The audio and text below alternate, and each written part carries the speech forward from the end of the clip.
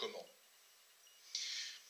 C'est rire d'un rire particulier, évidemment. On ne va pas avoir le rire rabelaisien et le rire gras dans cette circonstance. Mais du moins, il y a une affliction à ne pas avoir qui fait qu'on devrait au moins avoir un sourire. Parce que la mort, on sait qu'elle existe, on nous la présente, on lit éventuellement sur ce sujet, puis un jour, elle arrive chez vous.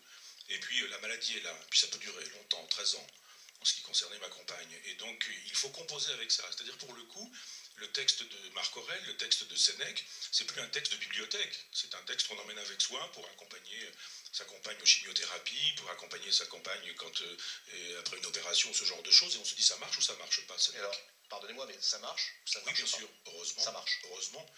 Mais c'est pas suffisant. Ça n'empêche pas la peine, ça n'empêche pas la douleur, ça n'empêche pas la souffrance, ça n'empêche pas les larmes. Mais ça permet de construire quelque chose, c'est-à-dire de construire un deuil, c'est-à-dire de faire sa place dans un monde où c'est une absence qui est essentiellement présente. Et ça, la mort, c'est en permanence, il y a une absence qui est là. Et il faut composer avec ça, donc il faut réajuster son existence. Ça m'a appris à me défaire encore de choses auxquelles je tenais et qui me paraissent encore plus des vanités, c'est-à-dire on se dit l'argent... Lesquelles, par exemple? Lesquelles? Je ne peux pas encore vous dire aujourd'hui clairement, parce que je voudrais être à la hauteur de ce que j'ai conclu, et je ne voudrais pas conclure des choses là en disant je ne serai pas à la hauteur de ce que j'ai conclu pour moi-même, mais je suis dans l'état de celui qui est prêt à brûler ce vaisseau. Vraiment, je ne tiens pas à grand-chose, plus à grand-chose. Je tenais un certain nombre de choses, je tiens de moins en moins à plein de choses, et c'est en train de se faire, c'est en train de se construire, j'essaie de trouver une place. Survivre est une violence. Survivre est une violence qu'on se fait aussi. Donc on conclut un certain nombre de choses, on attend, parce qu'on se dit, quand il m'arrive de me mettre en colère, je me dis, je sais que je suis en colère, il vaut mieux attendre 24 heures, et c'est une partie de la connaissance de soi. La connaissance de soi qui fait qu'on se dit, je suis là dans l'affliction, j'attends 24 heures pour penser autrement ou différemment, permet effectivement de différer le temps, mais le deuil est une construction.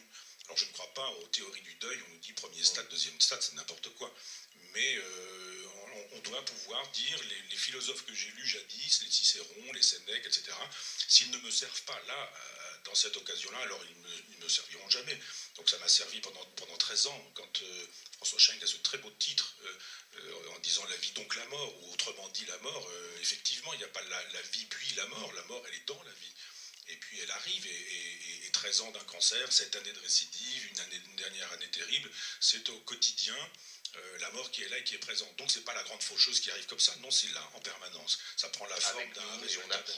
Oui, ça prend la forme d'un résultat d'analyse, ça prend la forme d'un... Vous avez dit des choses, vous parlez de votre leucémie dans votre magnifique livre, et quand vous dites je suis dans un TGV, d'un seul coup on m'apprend une information. C'est ça la mort, elle est comme ça dans le quotidien, et si la philosophie elle ne sert pas à penser ce quotidien, à gérer le quotidien, à faire avec et à être plus fort que ça, ce que Nietzsche disait, la fameuse phrase, ce qui ne me tue pas me fortifie, si la philosophie ça ne sert pas à ça, alors ça ne sert à rien.